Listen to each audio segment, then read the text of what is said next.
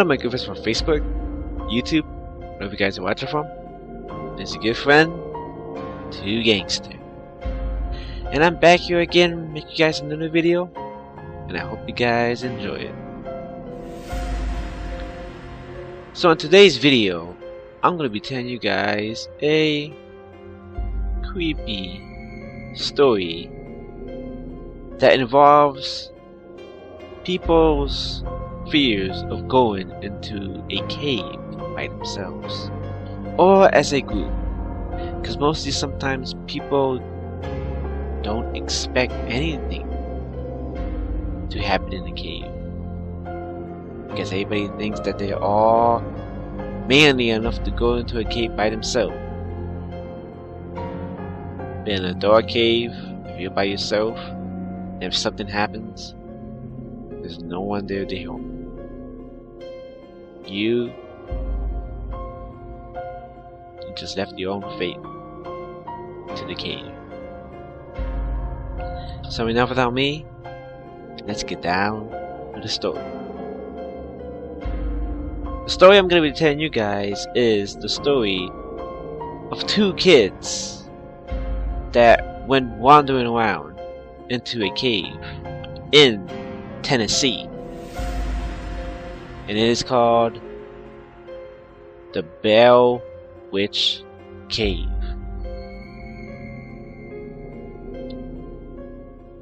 Liz was 16 years old and sitting right in the middle of what she called Nowheresville, USA, Adams, Tennessee.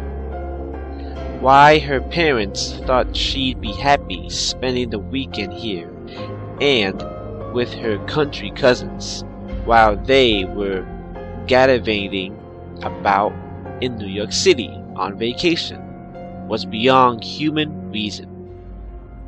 It's a peaceful place to visit.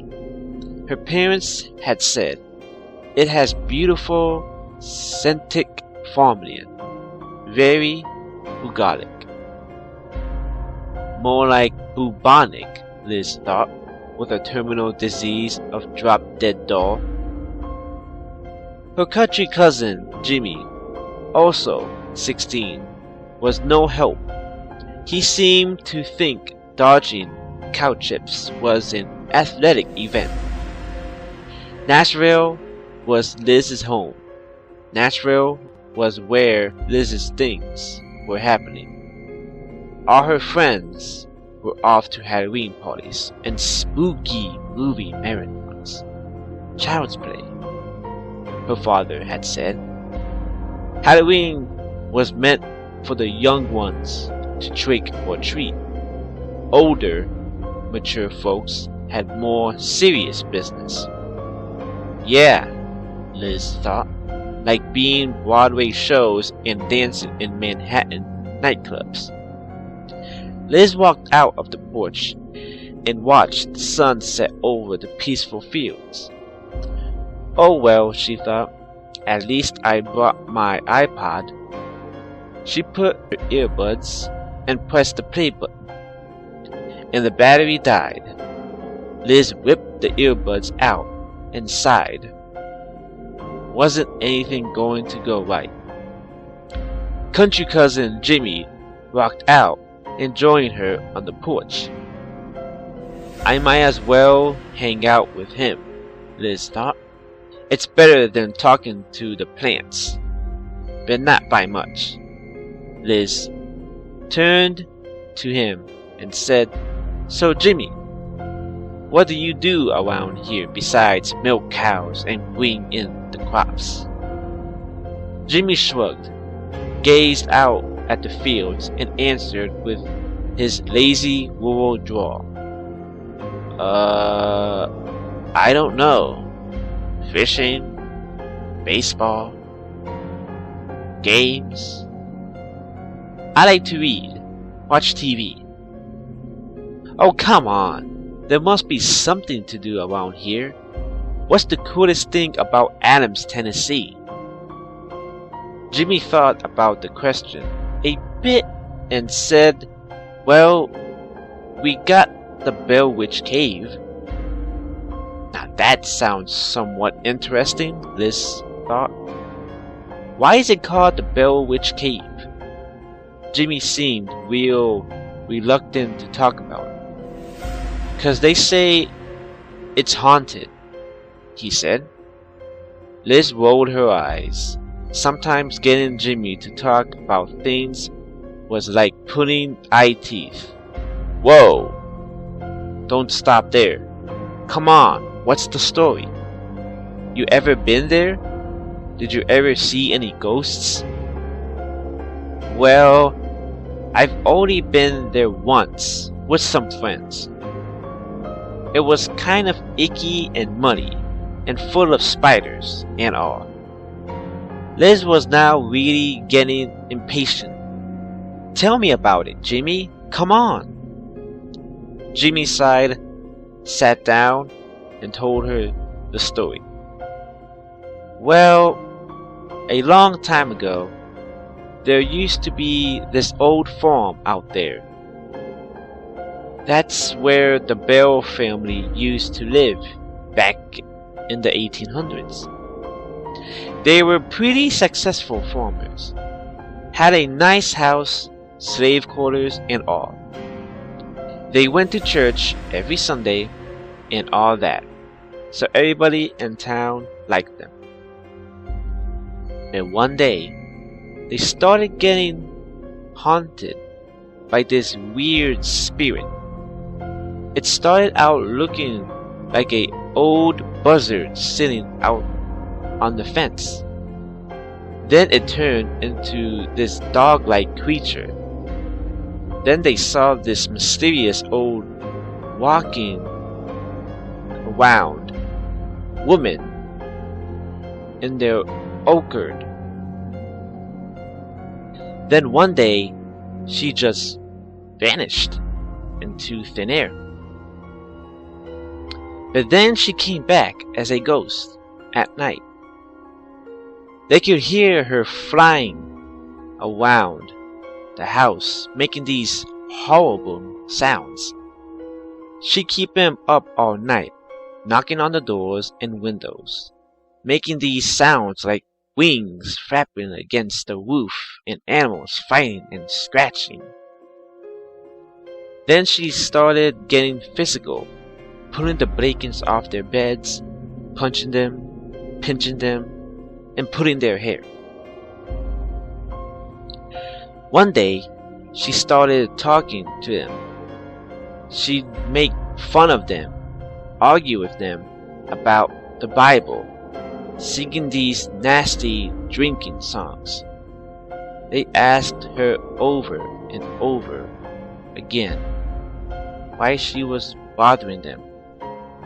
She told them lots of things, like she was the ghost of an Indian whose grave had been disturbed, or a dead settler who'd come back looking for buried treasure. But most folks believe she was a witch conjured up by this crazy old woman named Kate Batts. Kate Batts lived next door to the Bells, and she hated the father, John Bell, 'cause he whipped her off in a slave deal one time. In fact, the witch said several times that she was gonna kill John Bell one day. Not long after that, John Bell got real sick and was taken to bed the next morning. They found him dead. The witch started laughing, and she said she poisoned him. Sure, nah. When they looked in the medicine cabinet, they saw that his medicine had been switched with a vial of poison. The witch laughed and carried on all during John Bell's funeral. Then she told everybody she was leaving, but would come back one day. No one heard from her again for a long time. But some folks in town believe that the Bell Witch has come back. They say if you make fun of her or tell folks you don't believe in her, that bad things will happen to you. And some say that you can hear her laughing in that cave on the old Bell property, just waiting to put a fright into anybody who dares to go in there. When Jimmy finished his story, he was certain that Liz would be scared to death.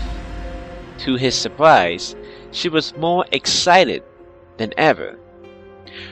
Her eyes were bulging up. She squealed, "Let's go!" "What are you, crazy?" said Jimmy. "Come on, it'll be fun."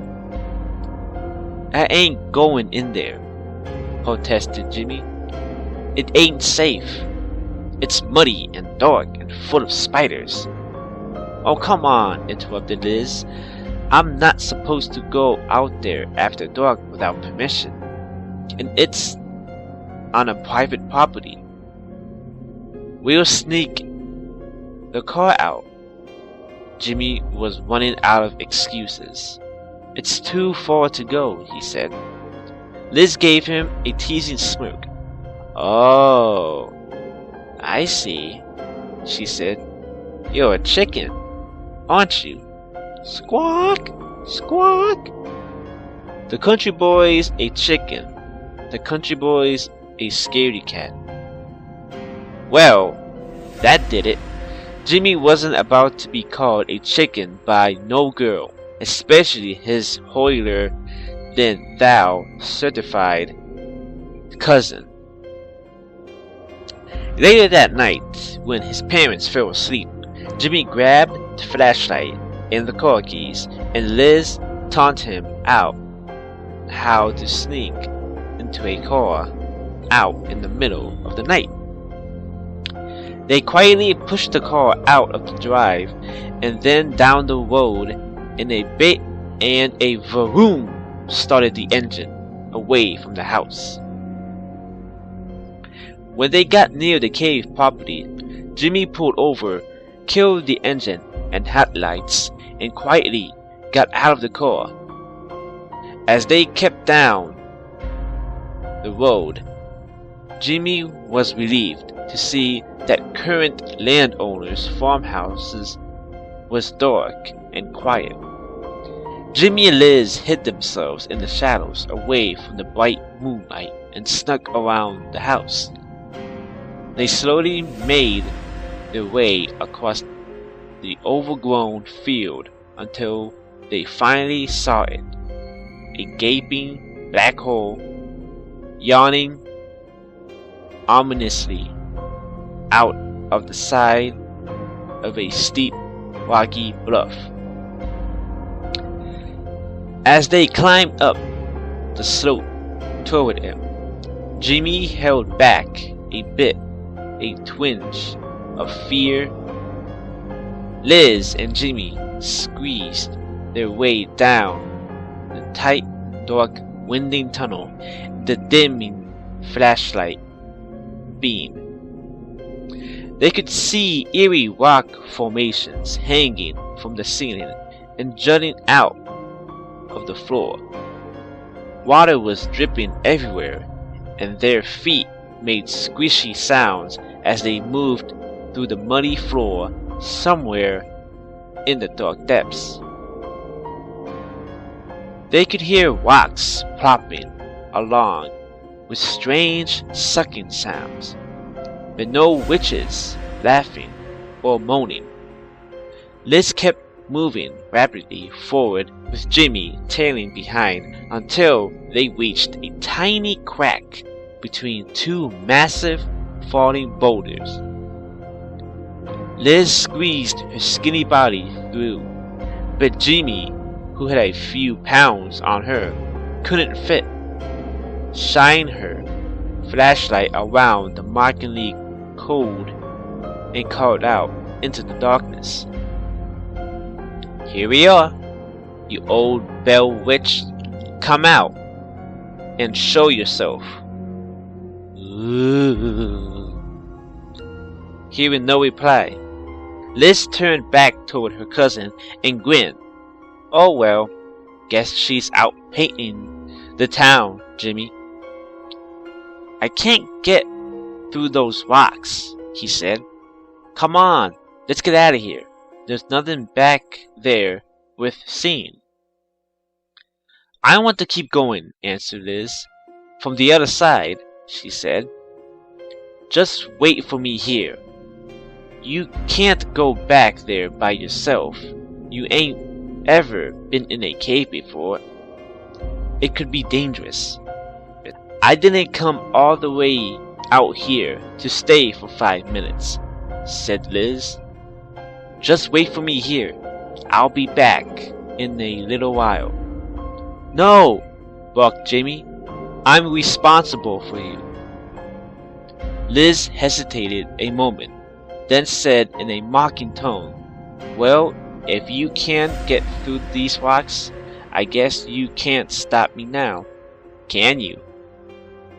Now Jimmy was really getting tired of this cocky cousin of his. He had risked his neck seeking out going on a private property, and all just to prove he wasn't scared for some stupid reason. But what he didn't want Liz to know was that he really was getting scared. "I'll wait for you outside," Jimmy said gruffly, as he turned and walked back into a huff. Liz laughed after him and continued into the cave. As she crept further the dark tunnel, she saw more strange rock formations in beautiful colors and shapes. To her, the cave was hypnotizing and otherworldly, unlike anything she had ever seen before. She wandered further and further down the tunnel in a trance, losing the tracks of direction and time, always wondering that was beyond the next turn. As she continued on, the ceiling pressed down lower and lower, forcing her to crawl on her knees. Suddenly, the passage ended in a tiny crawl space, leading who knows what. Now, totally hypnotized by the cave, Liz couldn't stop herself from continuing on. She wiggled into the tiny crawl space and head first, pushing herself a little more and a little more until she got stuck. As she tried to wiggle herself free, rocks and gravel fell around her, wedging her in even tighter. She called out for Jimmy, certain he was still nowhere nearby, but didn't answer. Stupid boy, she thought.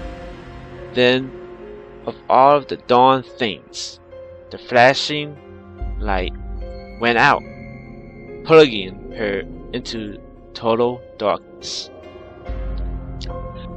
Liz could hear her heart pounding in her chest. "Be calm," she said to herself. "Just be calm, and try to move slowly." But she was totally stuck in the crawl space, with escape of all but impossible.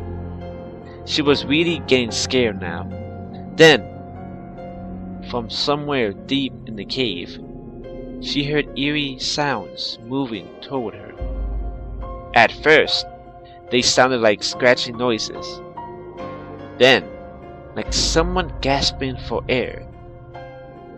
As the sounds got louder, she thought she heard a scraping sound, like feet dragging on the cave floor.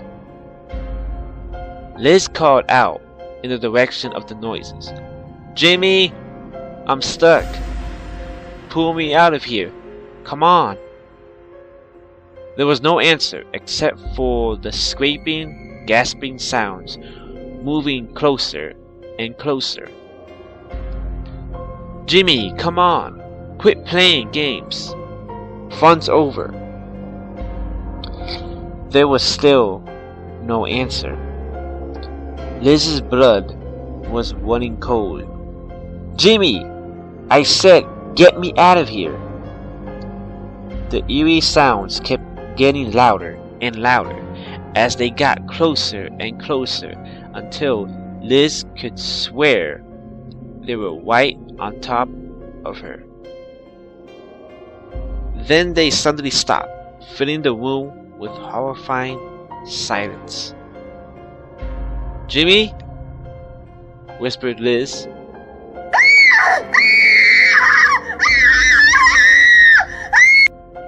Liz screamed as she felt two massive, cold, scaly, non-human hands grab her legs.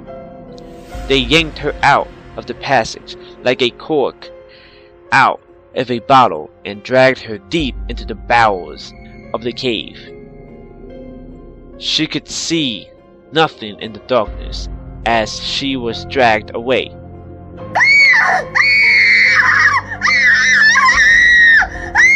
She screamed. A few minutes later, the hand suddenly let her go. Liz lifted her head, cleared the mud from her eyes, and found herself lying at the mouth of the cave.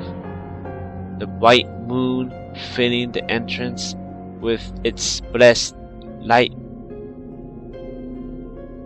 Cousin Jimmy was there, staring down at her. As Jimmy lifted Liz to her feet, she teetered unsteadily, trying to catch her breath. It was you, Liz gasped. I knew it. You really had me there. I was sure a ghost had me. She then smiled and patted Jimmy on the shoulder. Thanks for putting me out. That was a good one. You know you're not so bad after all.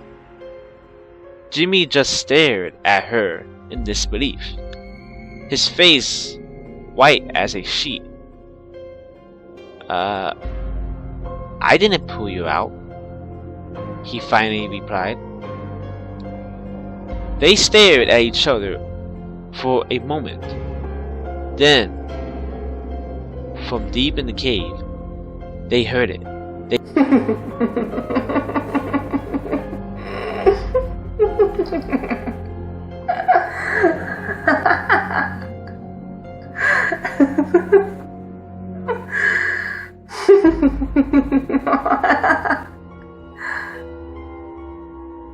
The horrible, crackling laughter of the Bell Witch as she floated back into the darkness.